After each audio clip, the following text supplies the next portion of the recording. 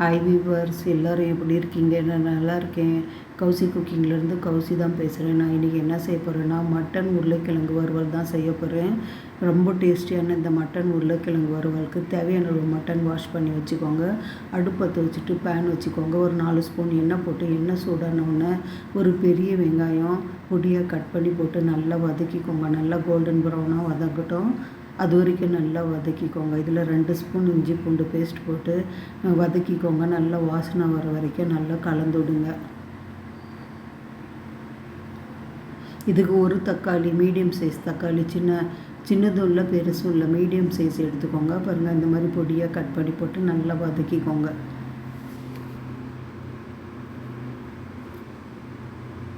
தேவையான ஒரு மிளகாத்தூள் போட்டுக்கோங்க. நான் 1 ஸ்பூன் மிளகாத்தூள் போட்டிருக்கேன். உங்களுக்கு காரம் அதிகம் வேணுமா, எவ்வளோ காரம் வேணுமோ அந்தளவுக்கு போட்டுக்கோங்க. நல்லா கலந்து விடுங்க. இந்த மசாலாலாம் நல்லா மசிய வரட்டும்.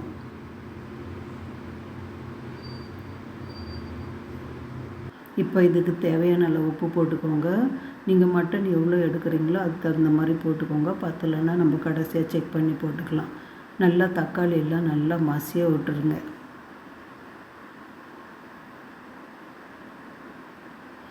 கொஞ்சமாக கலர் கொடுக்கறதுக்காக காஷ்மீரி சில்லி பவுடர் 1 ஸ்பூன் அளவுக்கு நான் ஆட் பண்ணிக்கிட்டேன். இதையும் நல்லா கலந்து விடுங்க. இந்த மசாலா வாசனை கொஞ்சம் பச்சை வாசனை போகட்டும். அதுக்கப்புறம் நம்ம மட்டன் போட்டுக்கலாம்.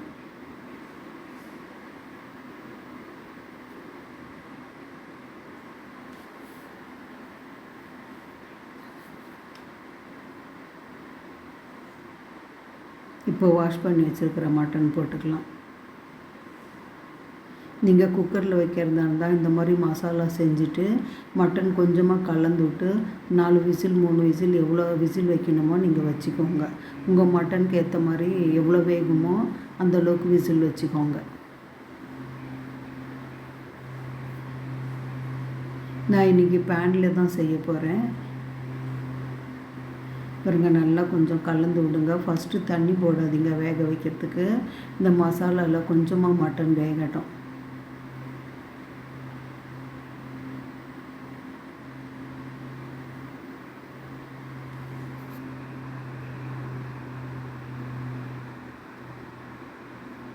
இப்போ மட்டன் வேக வைக்கிறதுக்கு தேவையான அளவு தண்ணி 1.5 டம்ளர் அளவுக்கு நான் தண்ணி போட்டுக்கிறேன். இதை நல்லா கலந்து விடுங்க.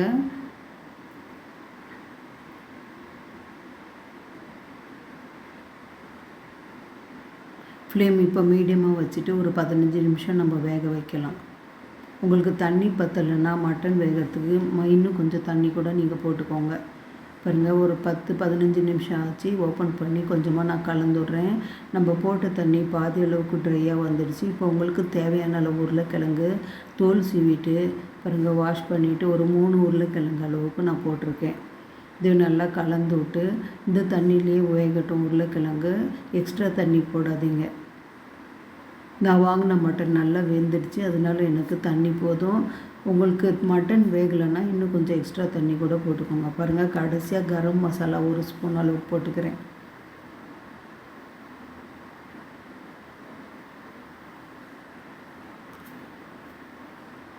இதை கொஞ்சம் கலந்து விடுங்க, நல்லா வேகட்டும்.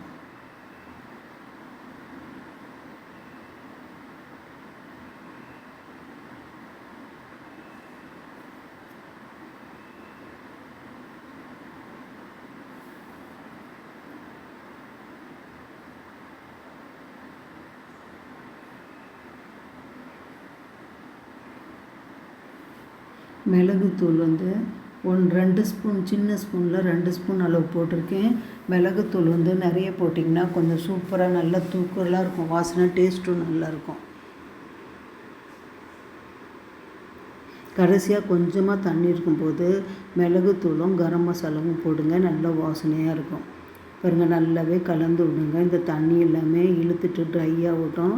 மூடி போட்டு வச்சுறேன். ஒரு 10 நிமிஷம் இது நல்லா வேகட்டும். ஃப்ளேம் மீடியமாக வச்சுக்கோங்க. பாருங்கள், ஒரு 10 நிமிஷம் ஆச்சு. மட்டனும் வெந்துடுச்சு, உருளைக்கிழங்கும் நல்லா வெந்துடுச்சு.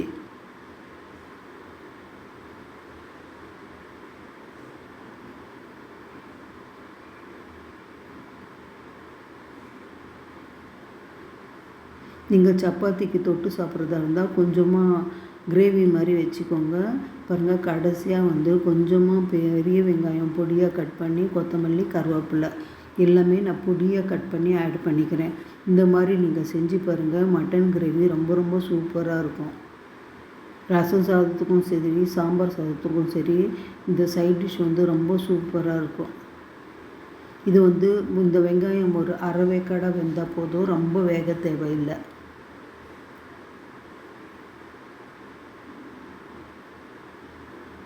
இப்போ இந்த ஸ்டேஜில் உப்பு செக் பண்ணிக்கோங்க.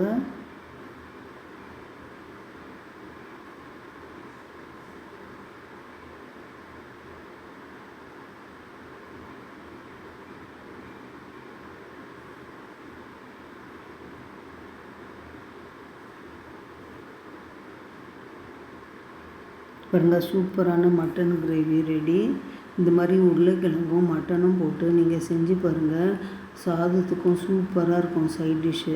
நீங்களும் செய்யுங்க. இந்த மாதிரி ரொம்ப ரொம்ப டேஸ்ட்டாக இருக்கும், டிஃப்ரெண்ட்டாக இருக்கும். ஹோட்டலில் செய்கிற அதே டேஸ்ட்டில் இருக்கும்.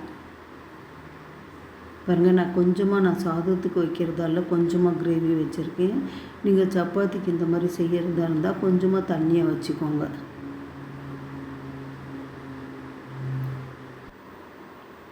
பாருங்கள், மட்டன் உருளைக்கிழங்கு வறுவல் சூப்பராக ரெடி ஆகிடுச்சு. பாருங்கள், நான் இன்னும் கொஞ்சமாக தண்ணி போடுறேன், கொஞ்சம் கிரேவி மாதிரி. இது நீங்கள் ரசம் சாதம், சாம்பார் சாதத்துக்கு சைட் டிஷ்ஷாக வச்சு சாப்பிட்டு பாருங்கள். ரொம்ப சூப்பராக இருக்கும்.